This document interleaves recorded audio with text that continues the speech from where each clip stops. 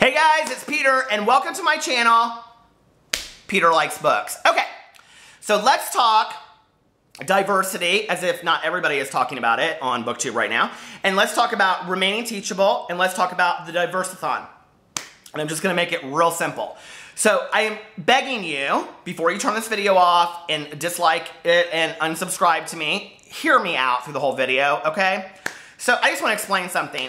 We all know this nasty video was posted the other day. We don't need to get into a discussion about that. And this woman made a bunch of ignorant statements and all that kind of stuff. I, to be honest with you, got on Twitter and was like reading the tweets and like tweeted some things out that I am not proud of. I don't believe, make any attacking statements. But I made some statements that I can understand in retrospect how they were very, very hurtful. And let me tell you what I said, okay? So somebody tweeted out, why do white people do this? And I tweeted to them, you guys, very naively, I'm white and I don't do that. The response that was made to me was, that sounds very much like hashtag not all men, okay? What happened as a result of that was that my feed got inundated with hundreds and hundreds and hundreds of tweets, you guys, attacking me about being a white supremacist and all this kind of stuff. And so at one point, this person said to me, you know, back up or shut the fuck up or something like that. And so I tweeted out to them, I said, in a very nasty way, I said, I'm married to somebody that's Latino and I'm a gay man, back up. I'll say what I want to say. Those were the two comments on there, you guys, that I am not proud of making on Twitter, okay? And there were about 4 or 5 people that I reached out to that I respect, and I will tell you who they are, okay? I reached out to Francina Simone, I reached out to Sylvia at Wish Fulfillment, I reached out to Simon at Savage Reads, I reached out to Richard at Books and Bullshit, and there was one other person, I can't remember who it was. And I said, listen, I was very much complaining about what had happened, but I also said, like, this was not my intention. I did not mean this at all to come across the way that it did. And Sylvia said to me, I think you need to own your part and try to correct it and do better. I thought, okay. So I tweeted out to this one person and I said, who, unbeknownst to me at that point, had already unfollowed me, screenshot all my things, and was spreading them all over Twitter. I said, hey, listen, I would rather remain friends and continue to teach each other about differences or something like that. I can't remember what I said. But anyway, I found out that he unfollowed me because I was trying to send him a direct message to say, listen, I am so sorry for what I said. That was not my intention, but it didn't come across that way. So anyway, I really, to be honest, you guys, I mean, to this moment, I am still getting really hateful messages and have been blocking people just left and right because honestly, I don't do real well when I'm attacked. I get very defensive. It's something I need to learn. It's something that I need to work on.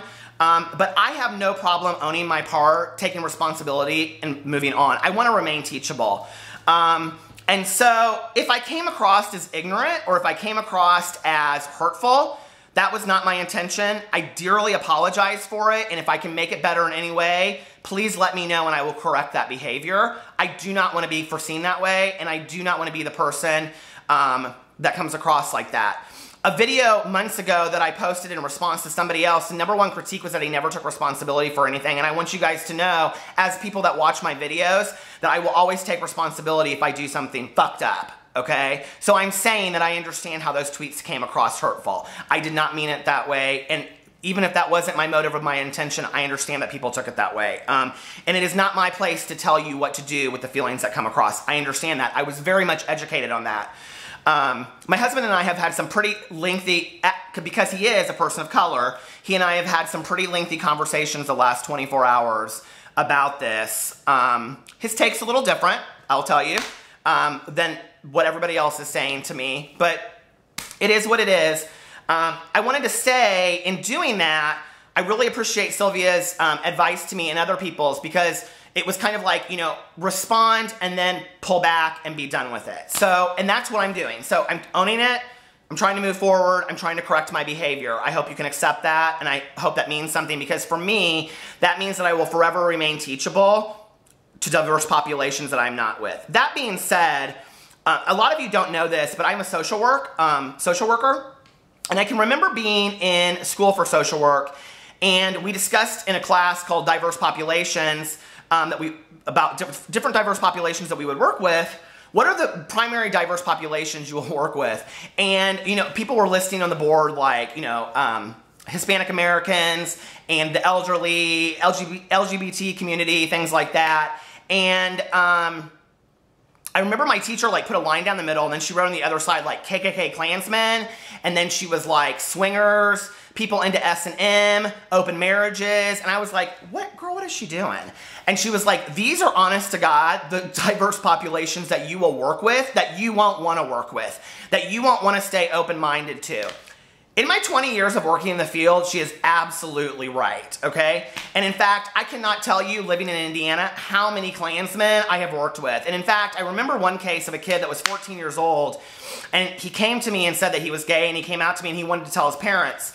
And when I went into a family session with him, the first thing his dad said to me is, well, I want to tell you, number one, that I am the Grand Dragon of the KKK and blah, blah, blah, blah, blah. And number two, I'm willing to work with you even though you're a faggot, but blah, blah, blah, blah, blah. And I thought, oh, this is not the day for his son to come out. So that kind of lack of acceptance is sad to me.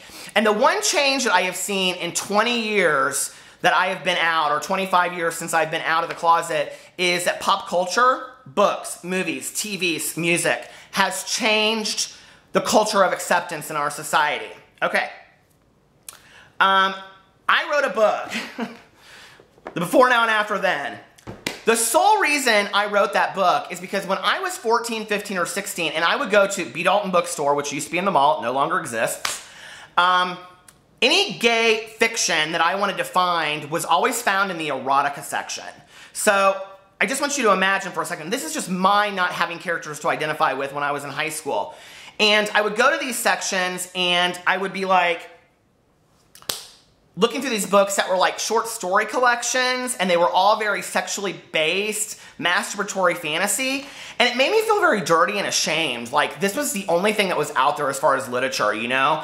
And I couldn't find anything. Like Armistead Maupin was like so much older than me, and I wasn't aware of that. That was kind of like a niche culture thing, and there was no like gay young adult books, and there were no gay characters in young adult fiction. So I understand the need for diverse characters, and that's actually why I wrote that book, which it has gay characters, Latino characters, it has bullying, it has all kinds of things in there, because I really wanted to write the book that I would have wanted to read when I was that age.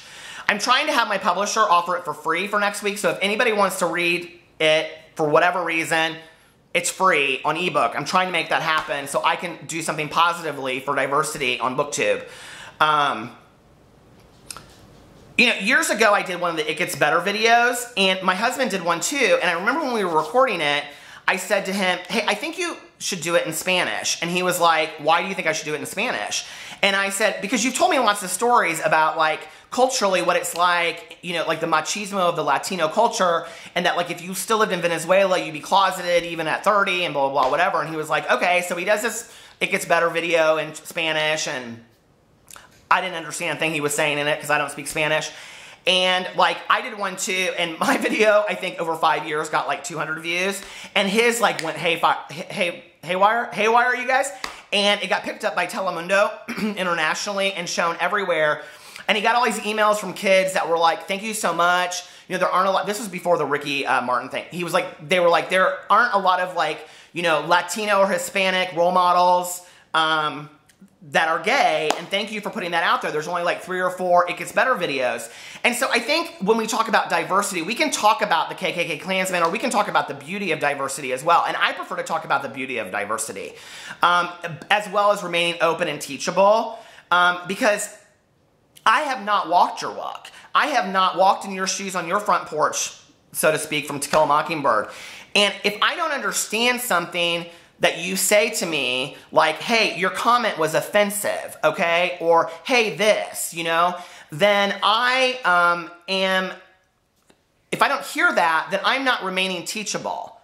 But in 25 years of being gay and being out of the closet, when people make ignorant comments to me, or when people say things to me that are, you know, they're just not right, like, I don't attack them, okay? I educate them, and I say, hey, maybe you should think about it this way, or maybe you should think about it that way. Because when I'm attacked personally, I shut down, and I think most people do that too. So this is my commitment to my channel to remain teachable on here. And I really, to be honest with you guys, was like, do I want to do this Diverseathon? Because I thought, I'm not really sure right now with all of the shit that's going on my Twitter account. And honestly, I almost wasn't going to put up any tweets, any videos, or anything this week. And I thought, I'm not gonna hide, okay? I'm a gay man. I'm not gonna hide behind this diversity thing. Like, it's important to admit that I was wrong. It's important to admit that I can learn from my mistakes and move on. And I think the really important thing is that we learn from each other instead of pushing each other away, okay? And so I'm begging you guys for that, to educate me in appropriate ways, and I will do the same to you.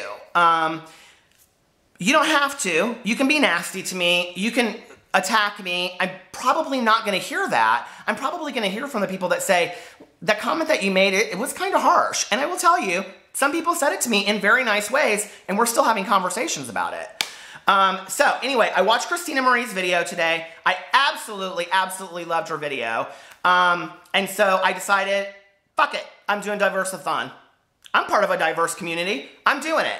And I am going to challenge myself by reading about cultures or communities or people that I have no experience of knowing anything about them whatsoever, so that I can educate myself and learn new things about people in a beautiful way. I don't want to read nasty, ugly books or watch those videos.